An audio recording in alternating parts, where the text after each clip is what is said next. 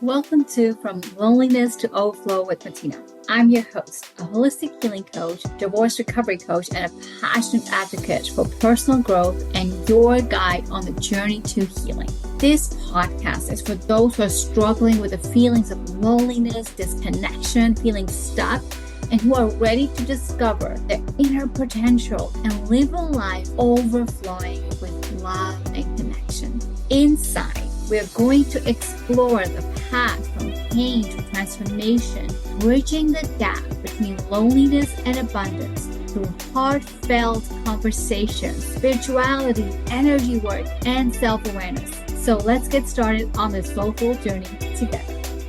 Welcome to another episode from Loneliness to Overflow with Matina.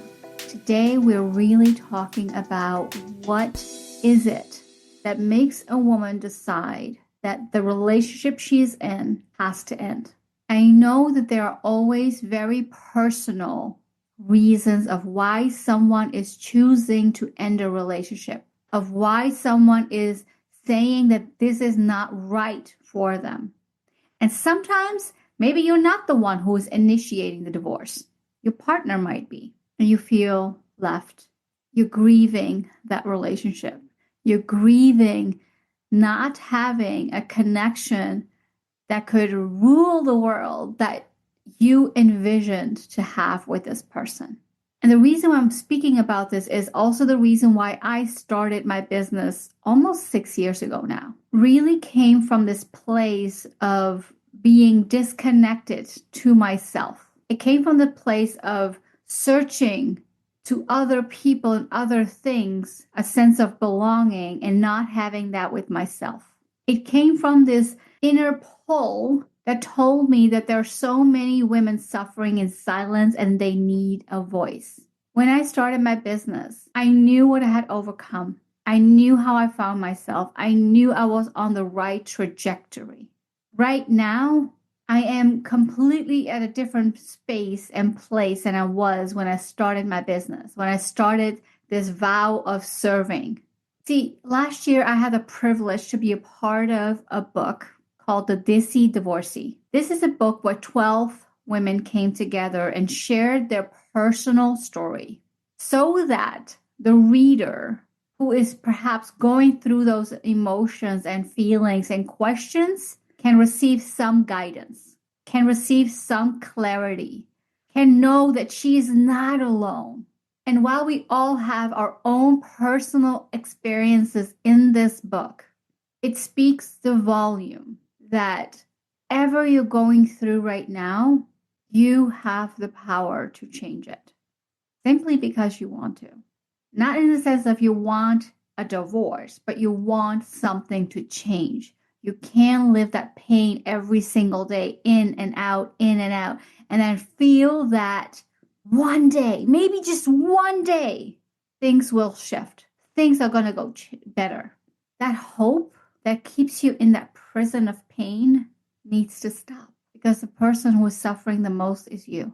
And the reader who reads this book, my hope, my wish, and my why of why I did this in the first place is will find some clarity, some pathway, and know that she is not alone. Know that there are other women out there who can resonate with her. Know that other women are out there who can experience a better life after going through the hardest decision of their life.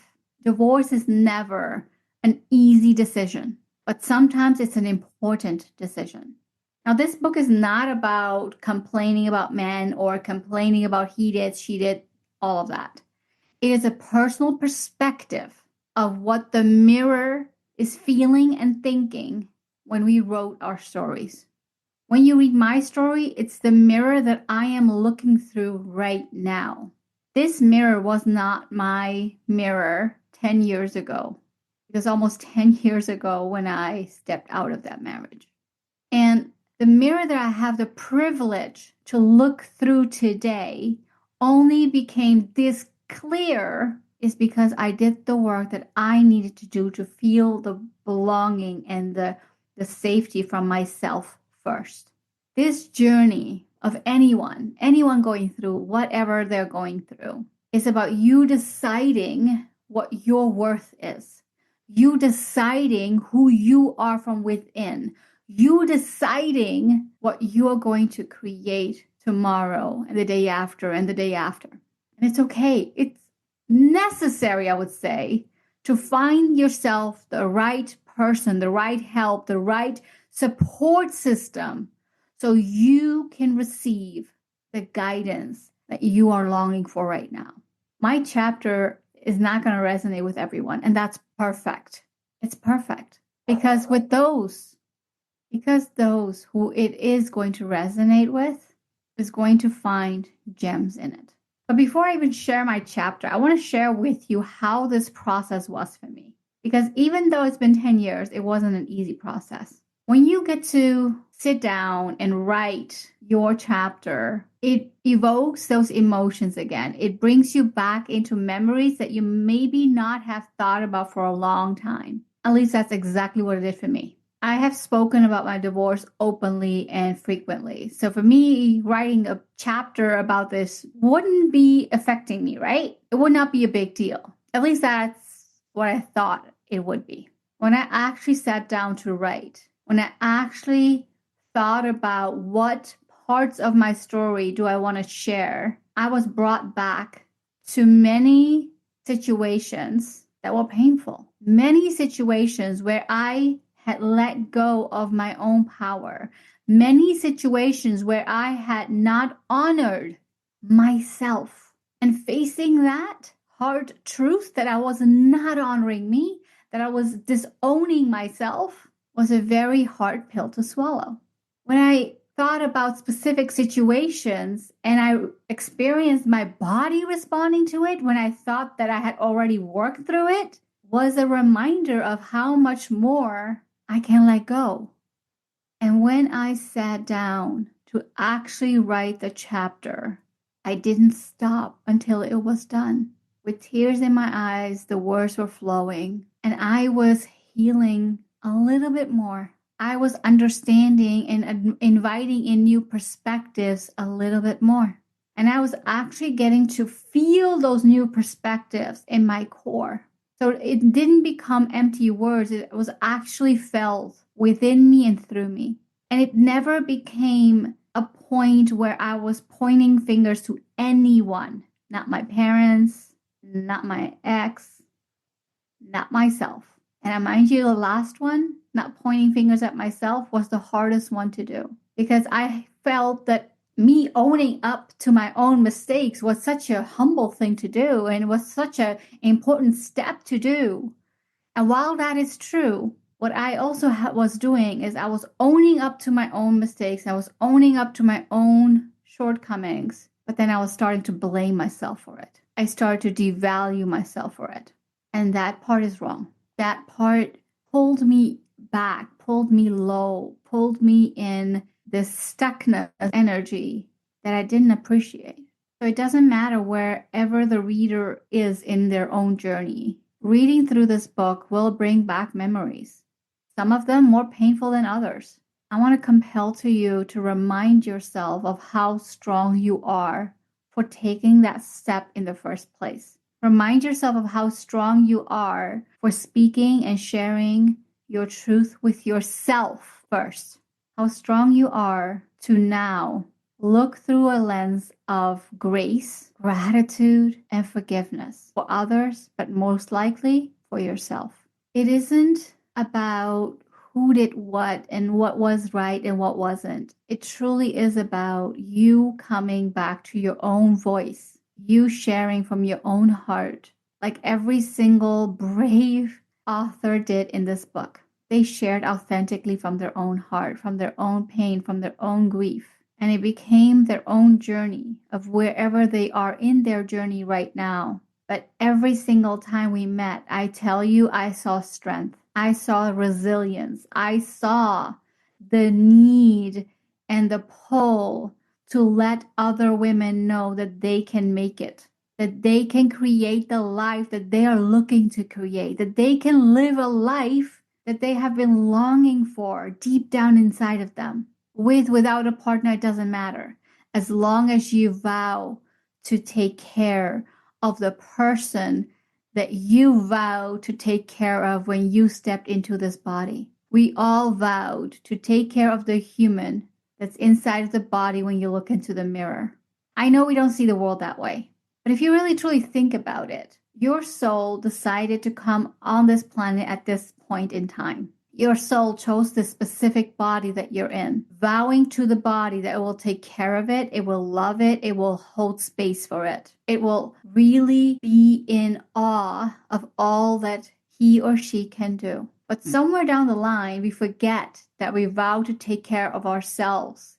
And we start being so busy with taking care of everyone else. Somewhere down the line, we vowed that the universe is hostile and it's not friendly. Because let's face it, women need to be a certain way and do certain things to be seen in society. The same way you get to decide if the universe is hostile or friendly, you also have to decide, do you vow to take care of you from today forward? Not about yesterday. It's not about holding grudges. It's not about holding on to that grief and resentment and the pain. It is truly about you forgiving you, you loving you seeing you honoring. Writing this chapter brought me back even closer to that. It allowed me to forgive myself even more in ways that I hadn't really thought about, but it needed to say. I needed to say it. I needed to feel it. I needed to go through it. I love the person I am today because I honor me. This honor doesn't depend on anyone else. It depends on me. So this chapter for me was really truly about coming from a lens of forgiveness, coming from a lens of coming home to myself. And that gift I gave to me because no one else in the first place could ever do that. As I read a part of my chapter right now, I want you to feel all you feel. Notice what you notice. Notice what comes up for you, what thoughts are running through your mind right now, and really come from a place of love for yourself. Here we go. I was sitting in my living room in complete darkness, listening to the silence. My children were sleeping peacefully in the room upstairs. Even though I was sitting in silence, there was a tornado in my mind, going from one end to the other, threatening to destroy my self-confidence. This silence that I had so yearned for, now here seemed daunting. Why was I not able to fully enjoy it? What else had I wanted from life? The safe and loving environment that I created in the last 1.5 years with my children, was it enough? Enough to make this broken family feel whole again? There are so many questions inside of me, but no one to answer them. Honestly, I was doubting if I had even made the right decision to end my marriage. I started telling myself that it wasn't so bad, that perhaps if I had stayed, we wouldn't be a broken family. Broken family was a label that I had received from society. And you know what was worse? I had taken it on as if I had no other choice. So many of our life choices come from an environment and society we grow up in. And I felt that I had failed them all. And most of all, I had failed myself. One thing that I quickly understood was that under the umbrella of culture and society, so many of us are limited in our life experiences. We are told who to be, how to be, what is accepted and what is wrong. How, looking back at that Matina who sat in her living room, doubting herself, to where I am today with the choices that I made in my life and the worth that I see in the mirror, it is a shift that I couldn't even imagine. Before I can share the journey from doubt to self-love and self-reflection, I need to take you back to parts of my life that shaped my marriage itself, and the journey after. At the age of 7, we moved from India to the Netherlands. My parents chose a small town to raise us in. because they believed it would provide a better handle on raising good, cultured girls that would get married off into sick families, because that was their sole task as parents. At least that's how they saw it. Their checklists for us looked like this: get a good education, help them out at home and business, get a good job, marry a cultured sick boy from a well-off family so that we wouldn't face any financial hardships. Nowhere in this list does it ask, what does Matina want? Or what is Matina capable of? I love my parents and also understand that the circumstances they grew up in made them believe this checklist to be true. However, as a young adult, I began to question their decisions constantly, but I didn't have the guts to ever go against them. Instead, I learned to keep my feelings to myself. As I learned to keep pushing my feelings down and ignore them, the only checklist I had for myself was for the guy to like me. Not for me to like him, not for me to be in love with him, just for him to like me, to want me, to pick me. This way of thinking was so normal for most of my upbringing, but now, looking back, I see how misplaced it was. It was crazy. Never did I ask myself what I wanted, because it was more important to fulfill my duty as the daughter in an Indian family. When it became, where did I ask myself what I wanted? Because it was more important to fulfill my duty as the daughter in an Indian family. When it came time for my marriage, my dad thought he needed to go to India to find me a suitable husband. Since my cousin's wedding was approaching, he decided to attend the wedding. Before we dive back in, I have something transformative to share with you.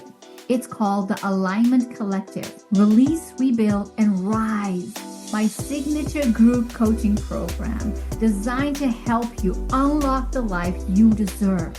Every month, we focus on a key area of life, from health to relationships, career, and more. In the first 2 weeks, we energetically release what's holding you back. Then we shift into calling in the abundance and clarity that you desire. And in the final week, we come together for a powerful group coaching, sharing our wins, our challenges, and raising the collective energy. Are you ready to release what doesn't serve you, rebuild your foundation, and rise into your potential? Try it for 50% off with discount code GROWTH. Visit matinasingh.com/meditation. The link is also found in the description. I can't wait to support you on this journey. There, he started noticing that the India he once knew did not exist anymore. The values, cultures, and traditions that he had left behind in India, that he was lovingly teaching his own family, were being readily abandoned in India. The culture was evolving. He was shocked by how much things had changed. This was not what he wanted for his daughters. Once back, he had given up on the requirement that the boy needed to be from India. He decided to start in the Netherlands and the surrounding areas to see if he could find me a good match. I wondered what he had seen in India that made him rethink the only way I knew I was going to experience an arranged marriage. He didn't share much about it, only that first we will look locally versus looking abroad. But how, I wondered. Apparently, Shadi.com was the solution to it all. My sister was tasked to create my profile and start looking. I had so many questions, but dismissed them all because I convinced myself that my parents knew what is best for me. After all, they arranged my sister's marriage, and that had worked. 2 matches emerged, and the conversations between my parents and them began. Was in the Netherlands. Let's see how things work out with the one here, my dad said. I was curious and wanted to know more about this guy before the meeting, so I convinced my sister to share more information. I remember the day we were to meet. I had a job interview right before. I was supposed to meet him at the Gurdwara with my whole family. My mind should have been focused on the interview that was about to take place, but all I could think about is what this guy would be like. What will he think of me? Do I look okay? I can't believe that I'm about to meet the person who I possibly will marry. I tried to shake it off to focus on the interview. The manager came in, and with my sweaty, clammy hands, I shook his hand. I came out of the interview not knowing how it went because I was so nervous. My real interview happened later, when we stepped into the Gurdwara with my family. He was there with his cousin. We sat in one room, all of us together, and then we had the opportunity to meet separately in the main room in the Gurdwara. I was so nervous that I didn't know what to say, so I laughed. My protection mechanism, laughter. We spoke about 10 to 15 minutes that day. That was supposed to be enough to decide if we wanted to marry each other. Things were progressing so quickly. After meeting him twice and after many chats on MSN, my dad asked me what I thought of him. For the first time, I was asked what I wanted. Even though I was 25 at that time, I was a rookie when it came to a relationship. I felt so lucky and I thought I had fallen in love. So I told my dad, yes, he's the one. Why? Because he liked me and was showing interest in me. The girl who wasn't allowed to be noticed, to be seen by others, was now being seen by her husband-to-be. I truly thought I was doing right by my parents and myself. I realize now that while my only requirement was to be liked, I couldn't build a future on it. I even dismissed my mom's concern of alcohol consumption in his community, a stereotype I had heard but didn't understand. How bad would it be? I thought. Even dad drinks once a while. This isn't an issue, I reassured her and myself. After all, I was doing what was expected of me since I was a young girl. Nobody told me to take a deep dive within. Never did I think about the type of partner I wanted, the life I would like to build with him, and how we both would be with each other. Questioning my life simply wasn't a part of my reality. It was always about following along and doing the best that I could. At the beginning of my marriage, he drank on the weekends. It was his way to relax and enjoy himself. This is how the world speaks about alcohol too. Not a problem, I thought. A few years later, the drinking began on a daily basis. Every evening, he would stay downstairs, watching TV, drinking, while I was in bed alone. One night, I couldn't sleep and kept looking at the ceiling in the dark, wondering, why aren't we speaking anymore? Why does he drink every night? Was my mom's concern right? Once again, I had so many questions, but no answers. I gathered some courage and went downstairs. Standing at the living room door, I peeked through and asked, "You coming to bed?" Annoyed, he looked up and snapped, "Yes, later. You go to sleep." With a sigh, I walked into the living room. There he was, once again, TV on, having his whiskey and busy on his phone. I sat down next to him. "Please come up now. It is late. You need your rest too. And drinking every evening isn't good for you." He looked at me with straight face and said, "I'm not doing anything wrong. I'm sitting in my home enjoying a drink. You know the stress that I'm under? I need this to relax." Saddened, I looked at him and I thought to myself, the stress that you are under? What about me? I'm working 2 jobs, doing everything I can to make this work, but with little to no appreciation. Yet instead of voicing these thoughts, I kept quiet and walked back upstairs to our bedroom. That night, I thought back to all the moments we spent and how the needs of others overpowered our own lives. I laughed at myself. thinking that my life was my own. It never felt like mine to begin with. He felt responsible for supporting others, and as a good wife, I took his responsibility as mine.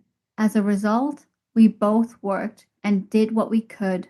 If not supporting his family, then there were extended family members or friends who requested financial support. We kept supporting them. Why? Because he felt he needed to. We will figure this out, he always said, and I followed along. I caught myself questioning his behavior more and more, and any time I would voice it, we would end up in a heated argument. It seemed like a better idea to just play along and do what I could. My hard-earned money was never mine. His behavior left me feeling disheartened and sad inside. Still, I was showing up with a big smile and there is nothing wrong approach. Kept going. Why was I so dismissive of my own feelings? Why didn't I learn better money management strategies growing up? What could I do to improve my financial situation? These were all questions that would come up and I would push them away. It wasn't until I got pregnant with my twin boys that things internally shifted for me. Now it was all about my boys and the life I desired to give them. A new mother in Matina was born as I gave birth. The one who would say no. A simple word, right? Not for me. Not for the first 5 years of our marriage. Any outsider would look at us and say, they have their lives under control, a home, 2 cars, their own business, everything is going well for them. Inside, there were so many imbalances. Imbalance in money, an imbalance in our own relationship, and an imbalance in the values that we both held. The simple word no drastically changed my relationship. Now, I no longer accept this drinking each night. I didn't accept giving and sending money without having a plan of how we would repay it. I even told him that he couldn't help his friends and extended family until we actually had the money to give. Reasonable? Not to him. Our arguments became ever increasing. The disconnect spiraled even before I was ready to deliver the twins. The joy of motherhood was tainted with my inner dissatisfaction. Going from a family of 2 to a family of 4 was a big shift for me. I hadn't adjusted to this big change yet when we were faced with another big decision. Our permanent resident application to Canada was approved. We received news that our PR application for Canada was approved. Would we move? After many conversations, we decided to take the plunge. My dear friend who visited asked me, "Why are you moving?" I looked at her and with a sigh I said, "This is my last attempt to save my marriage. I don't know what else I can do." My inner thoughts were aired for the first time, and it shook me even more to hear them erupt from inside of me. We took a year to make the shift happen and started our lives in a new country. As my boys were a year old, I was ready to embrace work again. I found a position in marketing, but didn't feel it was the right fit as I worked over 10 hours and brought work home. Just a few months in, I quit. He didn't understand. He was more worried about what he would tell his family when I quit my job. I can still picture him sitting on the brown leather sofa, looking at me with disbelief.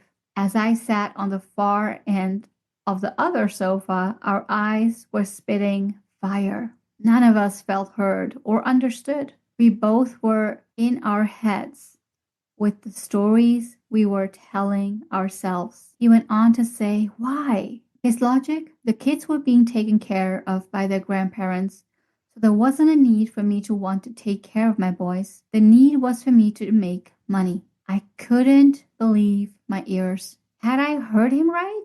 There wasn't a need for their own mother to take care of them? I was furious. Our toxic way of proving each other wrong continued. I quickly recognized that my value was in providing money versus being a wife or a mother. A hard pill to swallow. I'm going to leave you with this part of the story. It goes deeper and it goes through many different experiences which I had to face, which I had to overcome and let myself feel, let myself be in that discomfort.